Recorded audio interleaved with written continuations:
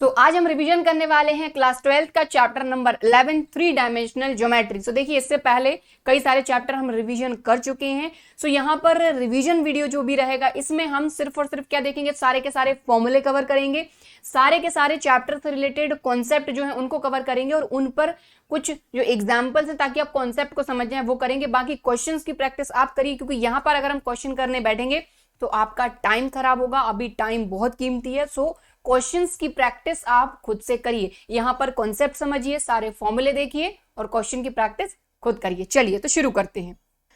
सो यहां पर सबसे पहली चीज आती है आपकी direction cosines and direction ratios of a line. और एक चीज का ध्यान रखिए कि सीबीएसई 2022-23 का जो सिलेबस है आपका, उसी के हिसाब से यहां पर हम रिवीजन कर रहे हैं। और एक चीज और मैं आपको बता दूं कि सारे चैप्टर के जो वन शॉट वीडियो हैं वो भी मैं बना चुकी हूं, तो वन शॉट वीडियो भी आप देख सकते हैं, ठीक है। बाकी चैप्टर के प्रीवियस ईयर के जो क्वेश्चंस हैं वो भी मैंने कवर कराए, तो डिस्क्रिप्शन बॉक्स में आपको सारी की सारी प्लेलिस्ट की लिंक मिल जाएगी, वहां से आप जो चाहें देख सकते हैं। तो चलिए, तो सबसे पहली बात आती है direction cosines and direction ratios of a line. तो देखिए इससे पहले अभी हमने रिवीजन किया था चैप्टर नंबर 10 वेक्टर अलजेब्रा। तो वेक्टर अलजेब्रा क्लियर है तो ये चैप्टर क्लियर होगा, वेक्टर अलजेब्रा नहीं पढ़ा तो ये चैप्टर तो दिक्कत करना ही करना है, ठीक है।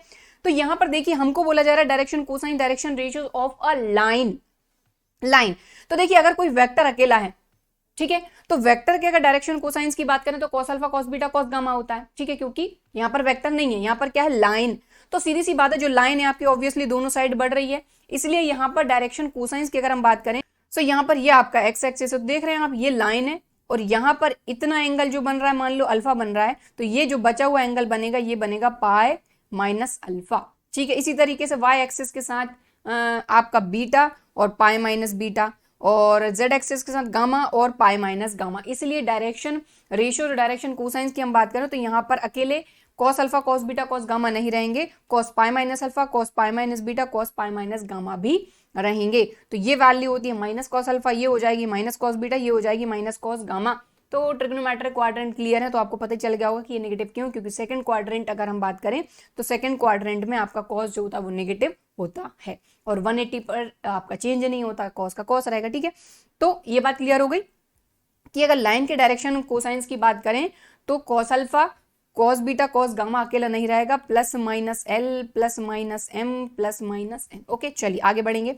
अब बात आती है direction ratios of a line. Direction cosine समझ लिया, अब direction ratios of a line जो कि आपके डायरेक्शन कोसाइंस के साथ प्रोपोर्शनल हैं, तो आप समझ जाइए कि वो जो तीनों नंबर रहेंगे वो आपके हो जाएंगे डायरेक्शन रेशियोज। अब ये चीज आपको बहुत अच्छे तरीके से पता है कि जो हमारे डायरेक्शन कोसाइंस होती है इनके स्क्वायर का सम जो होता है वो 1 होता है, ये पता ही है, अभी हमने पिछले चैप्टर में समझ चुके हैं ये बात, ठीक है। और ये चीज भी आपको अब ध्यान रखना है लाइन के लिए कि देखो अगर आपको एल एम एन फाइंड करना होता है डायरेक्शन कोसाइंस, तो आप डायरेक्शन रेशियोज का ये फॉर्मूला जो है, ये फॉर्मूले जो है इनसे आप आराम से फाइंड कर सकते हैं। लेकिन सीधी सी बात है कि यहाँ पर लाइन की बात हो रही है, इसलिए यहाँ पर हमने सभी जगह प्लस माइनस लगा दिया है, बेसिक चीज है। अब आगे बढ़ेंगे, direction cosines of a line passing through 2 point.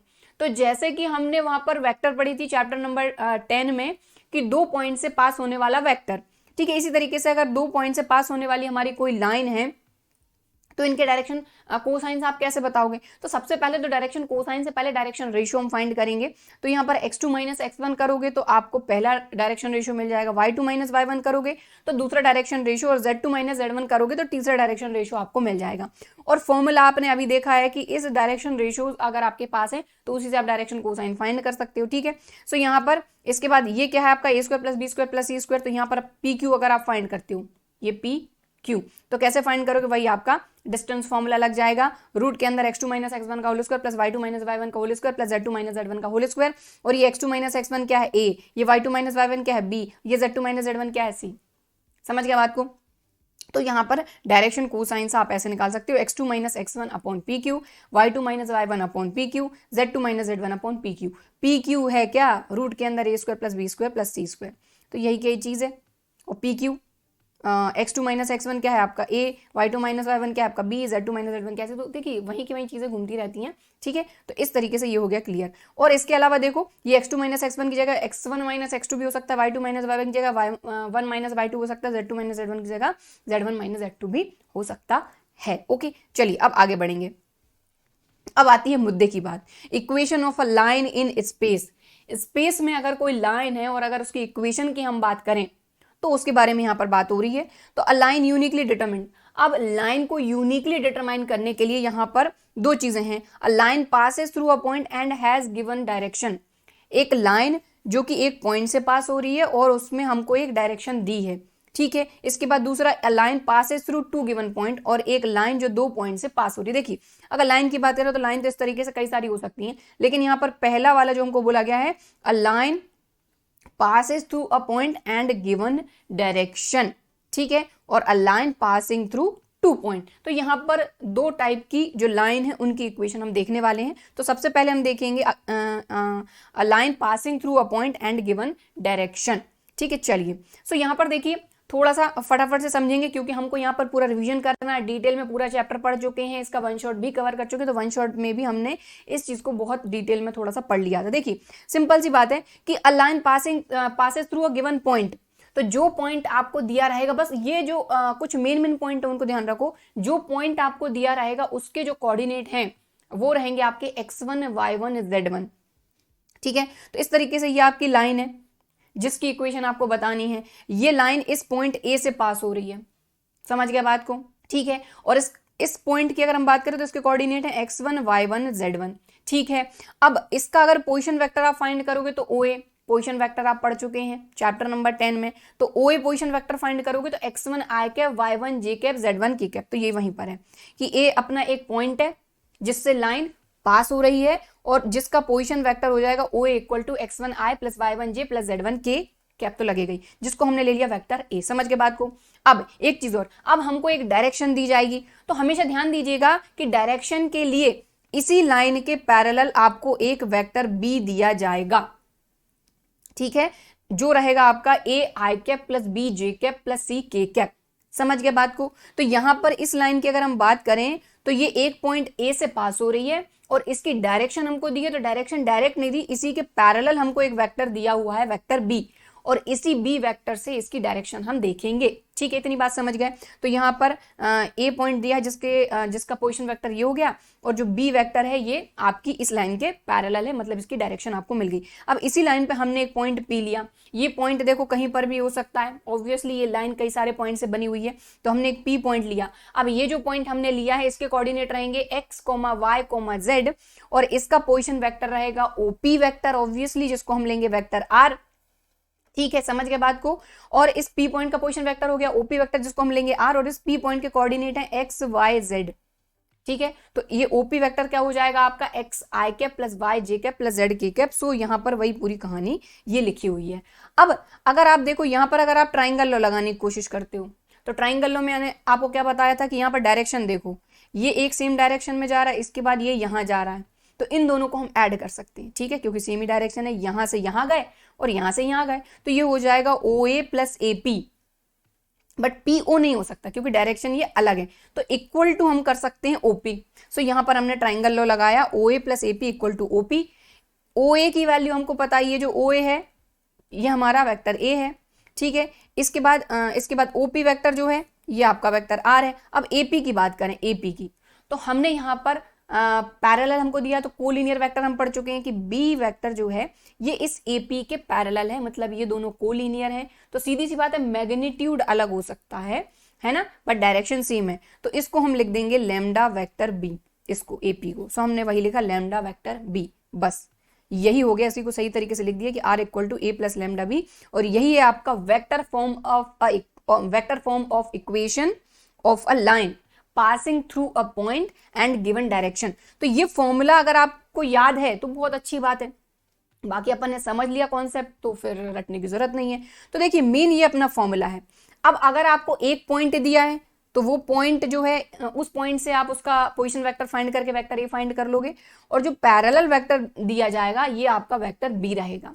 इस चीज का ध्यान रखना, बाकी कोई दिक्कत नहीं है, ठीक है। इसके बाद कार्टेशियन फॉर्म की बात करें तो कार्टेशियन फॉर्म में कुछ नहीं, अभी आपने देखा वेक्टर R क्या था अपना xi plus yj plus zk, A vector क्या था आपका x1i plus y1j plus z1k, और B वेक्टर था ai plus bj plus zk, ठीक है, और लैम्डा तो अपना लगा ही हुआ है। फिर अपन ने आई वाले, वाई जे वाले और के वाले सब अलग कर लिए, और इसके बाद आई का कोफिशिएंट, जे का कोफिशिएंट और के का कोफिशिएंट कंपेयर करा, और वहां से लैम्डा की वैल्यू फाइंड करी। तो ये देखो, ये lambda equal to this, lambda equal to this, lambda equal to this, तो तीनों इक्वल हो गए। तो बस इस तरीके से ये कार्टेशियन फॉर्म मिल गया हमको, equation of a line passing through a point and a given direction. तो देखो, जो डायरेक्शन वाली चीज रहेगी यानी वेक्टर बी रहेगा, वहां से अपने को मिलेंगे ए बी सी की वैल्यू, डायरेक्शन रेशियोज की वैल्यू।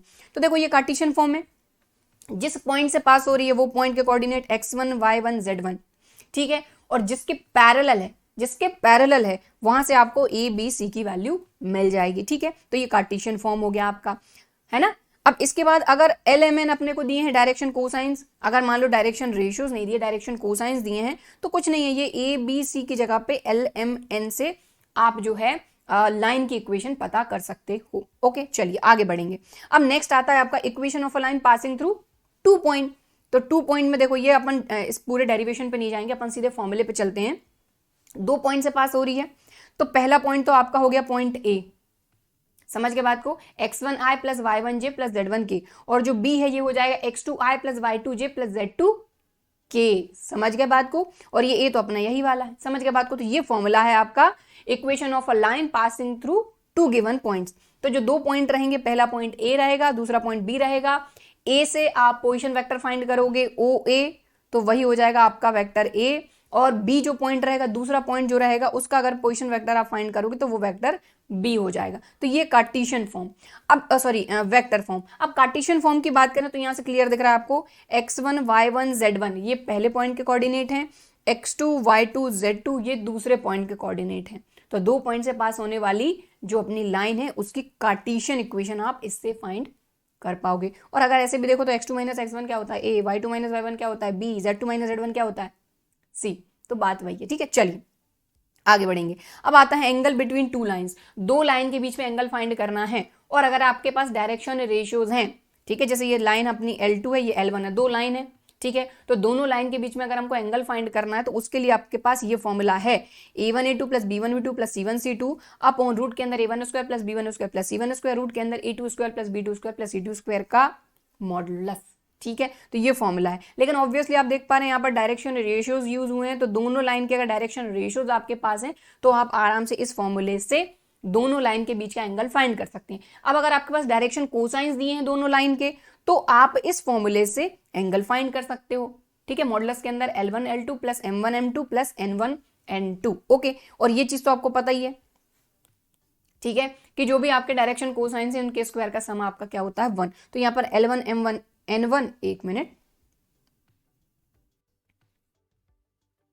ये 1। ठीक है, तो L1 M1 N1 सभी का स्क्वायर का sum plus L2 square plus M2 square plus N2 square का इक्वल टू 1। समझ के बात को। आगे एक चीज और, कि अगर थीटा 90 है, अब हमको ये चीज पता है बहुत अच्छे तरीके से कि अगर थीटा 90 है, 2 लाइन है उनके बीच में अगर थीटा 90 है, मतलब सीधी सी बात है दोनों लाइन क्या होंगी, परपेंडिकुलर। और 2 लाइन जब परपेंडिकुलर है मतलब उनके बीच में एंगल कितना है 90 डिग्री, और cos 90 कितना होता है आपका 0। तो भाई ये अगर 0 हो गया तो ये डिनोमिनेटर इधर जाके ये भी 0 हो जाएगा, तो बचेगा क्या, सिर्फ इतना इतना पार्ट। ठीक है, तो कहने का मतलब ये है कि अगर आपको कभी शो करना है कि 2 लाइन आपकी परपेंडिकुलर है, ये शो करो, तो आप उनके डायरेक्शन रेशियोज फाइंड कर लो, और आप ये जो कंडीशन है ये सेटिस्फाई अगर कर देते हो तो दोनों लाइन क्या आप शो कर सकते हो कि दोनों लाइन क्या है, परपेंडिकुलर है। इसी तरीके से अगर थीटा आपका 0 है, थीटा 0 मतलब उनके बीच में कोई एंगल नहीं है, मतलब वो पैरेलल है। ऑब्वियसली अगर 2 लाइन पैरेलल हैं, 2 लाइन पैरेलल है मतलब उनके बीच में कोई भी एंगल नहीं है, मतलब थीटा क्या है 0। तो अगर आप डायरेक्शन रेशियोज को प्रोपोर्शनल शो कर देते हो तो इससे आप ये शो कर दोगे कि दोनों ही लाइन आपकी क्या है, पैरेलल है। समझ गए बात को। आगे चलेंगे। अब बात आती है angle between 2 lines when their equations are given if theta is acute the angle between the lines. अब ध्यान दो कि अगर अपने को इक्वेशंस दी हैं, देखो अब यहाँ पर ये अपना वेक्टर फॉर्म है, ये कार्टेशियन फॉर्म है, दोनों ही चीज देख रहे हैं। और ध्यान दीजिए अगर आपको लग रहा है कहीं पर भी तो सारे के सारे फॉर्मूले आप वीडियो को पॉज करके नोट कर सकते हैं या फिर स्क्रीनशॉट भी ले सकते हैं। तो यहाँ पर सारे के सारे फॉर्मूले हम कवर कर रहे हैं, सारे के सारे कॉन्सेप्ट हम कवर कर रहे हैं, ताकि एक बार में ये पूरा चैप्टर आपका अच्छी तरीके से रिवाइज हो जाए, फिर आप आराम से क्वेश्चन लगा लो और चैप्टर खत्म। ठीक है, तो यहां पर आपका ज्यादा टाइम मैं नहीं लूंगी, जितना हो सकेगा अपन इसको थोड़ा सा शॉर्ट करके ही चलेंगे कि सारी चीजें एक बार आपको क्लियर तरीके से रिवाइज हो जाएं, सारी चीजों से एक बार गो थ्रू हो जाएं हम। ठीक है। तो उससे क्या रहेगा कि आपको कॉन्फिडेंस आ जाएगा कि हाँ इस चैप्टर में ये चीजें हैं, हमको ये चीजें करना है, ये चीजें हमारी हो गई हैं। तो क्वेश्चन अकेले लगाना तो क्वेश्चन आप लगा लीजिएगा, ठीक है। चलिए, सो यहाँ पर angle between two lines when their equations are given, अगर हमको इक्वेशन दी है तब उनके बीच का एंगल। तो अगर देखो दो लाइन की अपने को वेक्टर इक्वेशन दी है, सो यहाँ पर ये जो बी होता है ना, ठीक है, इसी से फॉर्मूला बनेगा क्योंकि यही तो अपनी डायरेक्शन बता रहा है, ठीक है। तो डायरेक्शन से ही तो अपना एंगल पता चलेगा। तो देखो यहां पर b1 dot b2 upon b1 का मैग्नीट्यूड b2 का मैग्नीट्यूड का होल मैग्नीट्यूड। समझ गए बात को। अगर दो लाइन की इक्वेशन हमको दी हैं तो यहाँ पर ये b1 वेक्टर और v2 वेक्टर है ना, यही इंपॉर्टेंट है। b1 dot b2 upon b1 का मैग्नीट्यूड b2 का मैग्नीट्यूड का होल मैग्नीट्यूड। इससे आप दोनों लाइन के बीच का एंगल फाइंड कर सकते हैं अगर वेक्टर फॉर्म में दिया है। और अगर आपको कार्टेशियन फॉर्म में दिया है तो जो फॉर्मूला अभी अपन ने स्टार्टिंग में ही देखा था ना, यही वाला फॉर्मूला लगा दो अगर आपके पास दो लाइन का कार्टेशियन फॉर्म है। क्योंकि देखो क्या है, a1 b1 c1 उठाओ, a2 b2 c2 उठाओ, ये फॉर्मूला लगाओ, काम खत्म। तो दो लाइन के बीच का एंगल हम फाइंड कर लेंगे। आगे बढ़ते हैं। अब बात आती है शॉर्टेस्ट डिस्टेंस, दो लाइन के बीच की शॉर्टेस्ट डिस्टेंस। तो अपने को पता है अगर दो लाइन पैरेलल हैं तो इनके बीच की सबसे कम डिस्टेंस, देखो ऐसे फाइंड करोगे तब भी ज्यादा रहेगी, ठीक है, और अगर ऐसे फाइंड करोगे तब भी ज्यादा रहेगी। लेकिन अगर आप देखो दोनों लाइन पैरेलल लाइन के बीच में अगर शॉर्टेस्ट डिस्टेंस फाइंड करनी है तो वो हमेशा परपेंडिकुलर डिस्टेंस ही रहेगी, शॉर्टेस्ट डिस्टेंस, राइट। तो दो पैरेलल लाइन के बीच में शॉर्टेस्ट डिस्टेंस फाइंड करना है तो वो परपेंडिकुलर रहेगी। और अगर दोनों लाइन एक दूसरे को इंटरसेक्ट कर रही है तो इनके बीच की डिस्टेंस तो जीरो रहेगी क्योंकि ये एक पॉइंट पे इंटरसेक्ट कर रही है। तो यहाँ पर अब बात आती है distance between two skew lines. Skew lines क्या होती हैं तो ये अपने को पता होना चाहिए। मैंने आपको डिटेल वीडियो में भी ये चीज बताई है और वन शॉट में भी बताई है, फिर से एक बार बता रही हूं, ध्यान से सुनिएगा कि जैसे दो लाइन हैं जो ना ही एक दूसरे को इंटरसेक्ट कर रही हैं ना ही एक दूसरे के पैरेलल हैं, तो इस तरह की लाइन जो होती हैं ये होती है स्क्यू लाइंस, ठीक है। अब एक चीज का ध्यान दीजिए कि जब आपको शॉर्टेस्ट डिस्टेंस पूछा जाएगा, क्वेश्चन किस तरीके से पूछा जाएगा मैं आपको थोड़ा समझा रही हूं। जब आपसे क्वेश्चन पूछा जाएगा कि ये दो लाइन है, इनके बीच की शॉर्टेस्ट डिस्टेंस बताओ, तो हो सकता है कई बार आपको बोल दें कि ये स्क्यू लाइन है या फिर कुछ भी। लेकिन अगर नहीं बोला जाता है तो सबसे पहले आपको चेक करना है कि आपकी जो लाइंस हैं ये स्क्यू लाइंस हैं या किस तरह की लाइंस हैं। समझ गए बात को। चलो, सो यहां पर देखो फॉर्मूला अलग रहेगा, स्क्यू लाइंस के लिए अलग रहेगा, आपकी पैरेलल लाइंस के लिए अलग रहेगा फॉर्मूले का, ठीक है, शॉर्टेस्ट डिस्टेंस का फॉर्मूला, सॉरी, है ना। तो देखो distance between two skew lines, अगर दो स्क्यू लाइंस हैं तो उनके बीच की शॉर्टेस्ट डिस्टेंस का फॉर्मूला ये रहेगा आपका। समझ रहे हैं बात को। इस तरीके से दो लाइन आपको दी हैं, ठीक है, ये ठीक है, a1 plus lambda b1 a2 plus lambda b2, right. तो इस तरीके से आप देखेंगे b1 cross b2 dot a2 minus a1 upon b1 cross b2 का मैग्नीट्यूड का होल मैग्नीट्यूड। समझ गया बात को। तो यहां पर देखो क्रॉस प्रोडक्ट आपका काम आएगा जो कि आपने चैप्टर नंबर 10 में पढ़ा है। बात समझ गए। तो ये फॉर्मूला है आपका, तो ये आपका वेक्टर फॉर्म में दिया है। अब अगर कार्टेशियन फॉर्म में आपको दी है लाइंस तो यहां से देखो a1 b1 c1 a2 b2 c2, तो अपन सबसे पहले निकाल के रख लो। पहली रो जो है इसमें आएगा आपका x2 माइनस x1, ध्यान दीजिए यहां पर मैं जो बता रही हूं x2 minus x1, y2 minus y1, z2 minus z1। फिर पहली लाइन का a1 b1 c1, दूसरी लाइन का a2 b2 c2, और डिनोमिनेटर में आप देख रहे हैं क्लास 10th में भी आप ये चीज पढ़ चुके हैं, तो वही सेम आपका फॉर्मूला और इसका होल मैग्नीट्यूड। समझ गए बात को। तो ये फॉर्मूला है आपके कार्टेशियन फॉर्म के लिए। अब बात आती है डिस्टेंस बिटवीन पैरेलल लाइन। अगर लाइंस पैरेलल हैं तो उन दोनों के बीच की डिस्टेंस तो ऑब्वियसली परपेंडिकुलर डिस्टेंस ही रहेगी। तो फॉर्मूला होता है vector b cross a2 minus a1 upon b का मैग्नीट्यूड। अब आप बोलेंगे कि मैम अगर हमारे पास दो लाइन हैं तो उनमें मतलब होता है a1 प्लस लैम्डा b1 और a2 प्लस लैम्डा b2। तो इससे ही आप समझ जाओ क्योंकि b अकेला बोला है, मतलब कि जो आपका b1 और b2 रहेगा ये सेम रहेगा, इसलिए यहां पर b बोला है। अब एग्जाम्पल करते हैं, क्लियर होगा, ठीक है।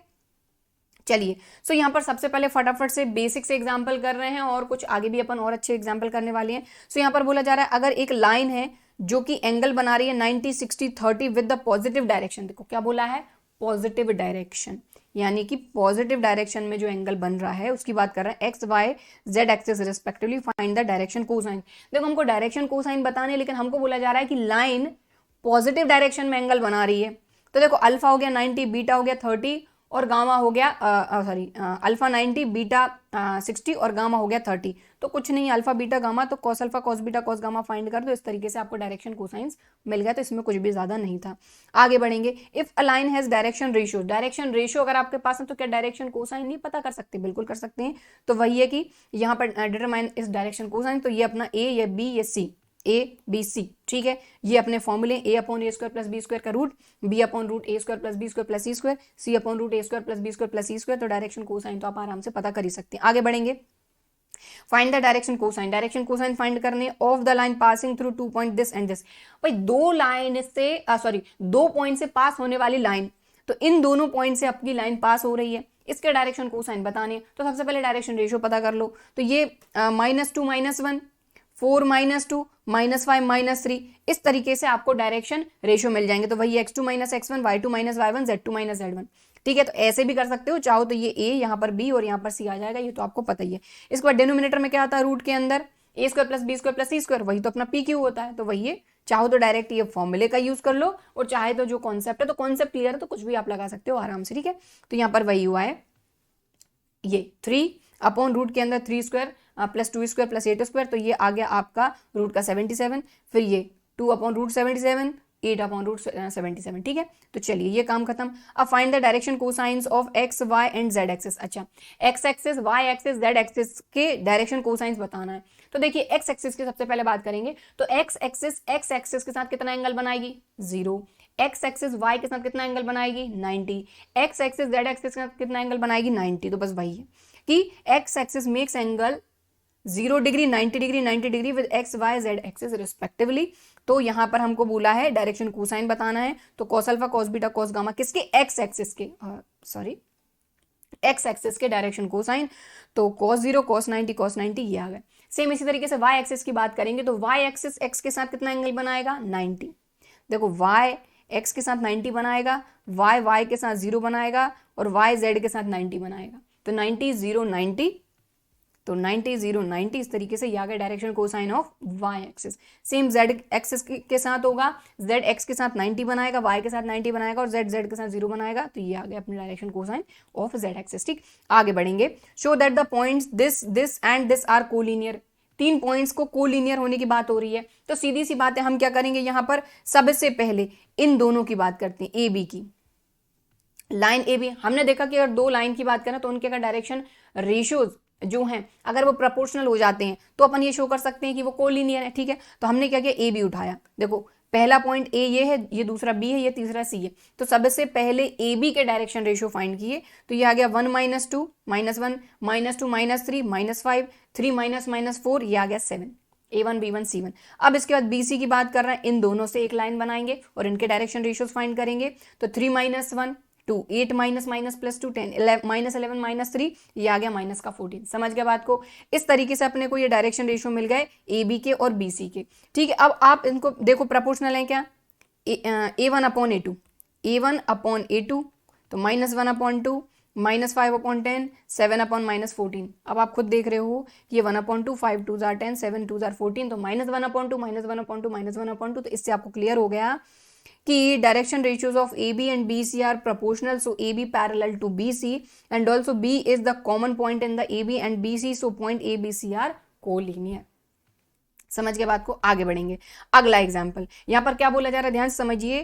Find the vector and Cartesian equation of the line through the point this which is parallel to vector this. देखो समझिए बात को, क्या पूछा है अपने से लाइन की इक्वेशन पूछी है, लेकिन जो इस पॉइंट से पास हो रही है और इसके पैरेलल है। तो एक पॉइंट हो गया अपना ए वेक्टर, तो इससे अपने को ये जो पॉइंट है इससे अपने को ए वेक्टर मिलेगा, और पैरेलल है मतलब ये अपना बी वेक्टर। तो यहीं से क्लियर हो गया, फॉर्मूला पता है तो आराम से आप वेक्टर इक्वेशन फाइंड कर लोगे। तो देखो ये पॉइंट हो गया अपना ए पॉइंट जिससे लाइन पास हो रही है, तो इसी से आपको ये अपने x1 y1 z1 हो गए, और इससे ए का पोजिशन वेक्टर अगर आप फाइंड करते हो तो 5i 2j -4k। क्लियर? इसके बाद इसके पैरेलल है, मतलब कि ये अपना बी वेक्टर हो गया। क्लियर? अब आराम से आप फॉर्मूला लगा दो। Equation of a line passing through a point and parallel to vector B, A plus lambda B. तो ये ए की वैल्यू रख दी प्लस लैम्डा, और ये वेक्टर फॉर्म आ गया। कार्टेशियन फॉर्म भी पूछा है, बिल्कुल पूछा है। तो कार्टेशियन फॉर्म में क्या करेंगे अपन आराम से, फॉर्मूला होता है x minus X one upon A, Y minus Y one upon B, Z minus Z one upon C. तो जिसके पैरेलल है, तो अपना बी वेक्टर जिसके पैरेलल है, तो ये हो गया ए, ये हो गया बी और ये हो गया सी। तो 3 2 माइनस 8, 3 2 माइनस 8। और जिस पॉइंट से पास हो रही है 5 2 माइनस 4, तो ये आ गया 5, ये आ गया 2 और माइनस 4 था तो माइनस माइनस ये प्लस हो गया, खत्म। ठीक है, तो देखो कॉन्सेप्ट क्लियर है कि इस पॉइंट से पास हो रही है और इसके पैरेलल है, तो बस ये चीज क्लियर होनी चाहिए, आराम से आप क्वेश्चन को कर लेंगे। चलिए आगे बढ़ेंगे। अब देखो, अब जो दूसरी अपन ने लाइन पढ़ी थी 2 पॉइंट से पास होने वाली लाइन, तो find the vector equation of the line passing through 2 point. तो 2 पॉइंट से पास, तो ये पॉइंट अपना हो गया ए, ये पॉइंट हो गया अपना बी, तो ए हो गया बी हो गया। अब ए का पोजीशन वेक्टर, क्योंकि अपने को वेक्टर इक्वेशन पूछी है, राइट, तो वेक्टर इक्वेशन के लिए ये पॉइंट हो गया अपना ए, इसका पोजीशन वेक्टर ओ ए, तो ये हो जाएगा माइनस आई 0 j 2 के वेक्टर ए। ये पॉइंट अपना बी है 3 4 6, इसका पोजीशन वेक्टर क्या हो जाएगा ओ बी, जिसको अपन वेक्टर बी लेंगे। पहला पॉइंट उसका पोजीशन वेक्टर वेक्टर ए, दूसरा पॉइंट उसका पोजीशन वेक्टर वेक्टर बी, तो ये हो गया 3i 4j 6k। ओके, अब फॉर्मूला अपने को पता होना चाहिए, तो फॉर्मूला अपना क्या है, a plus lambda b minus A. तो b माइनस ए अपन ने यहाँ पर पहले ही फाइंड कर लिया, b में से a, तो दो वेक्टर को सब्ट्रैक्ट करना तो अपने को आता ही, तो इसमें से इसको माइनस कर लो। तो ध्यान दो 3 माइनस माइनस प्लस, तो 3 + 1 4, 4 माइनस 0 4, 6 माइनस 2 4, तो 4i 4j 4 की बस वैल्यू रखो। ए वेक्टर ये रहा प्लस लेमडा और b माइनस ए अपन ने ये फाइंड कर लिया, और ये आ गया अपना vector form of a equation passing through 2 given points. ठीक है, अगर इसी में मान लो आपको कार्टेशियन फॉर्म भी पूछा जाता, तो अपने को पता है x minus X one upon x2 minus x1, y minus y1 upon y2 minus y1, z minus z1 upon z2 minus z1। तो बस इसमें आप वैल्यू रख देते और काम बन जाता, क्योंकि देखो ये अपना x1 y1 z1, ये x2 y2 z2। ठीक, तो ये वैल्यू तो अपन रख ही देंगे, राइट। चलिए आगे बढ़ेंगे। The Cartesian equation of a line this, तो अपने को लाइन की कार्टेशियन इक्वेशन दी है, कार्टेशियन इक्वेशन दी है, तो ये अपना क्या है ए, ये है बी, ये है सी। मतलब इससे अपन वो वेक्टर फाइंड कर सकते हैं जो कि अपनी लाइन के पैरेलल है, राइट।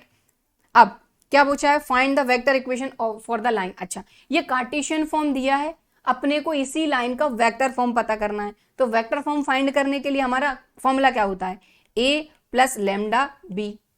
अब जो बी वेक्टर होता है वो पैरेलल होता है, यहां से अपने को ए बी सी मिलता है, तो ये अपना ए हो गया, ये बी हो गया, सी हो गया, इधर से अपने को वेक्टर बी मिल जाएगा। ठीक है, तो वही कंपेयर कर रहे हैं अपन, x minus X one upon A, Y minus Y one upon B, Z minus Z one upon C. तो ए बी सी जो है ये इससे मिल गया 2 4 2।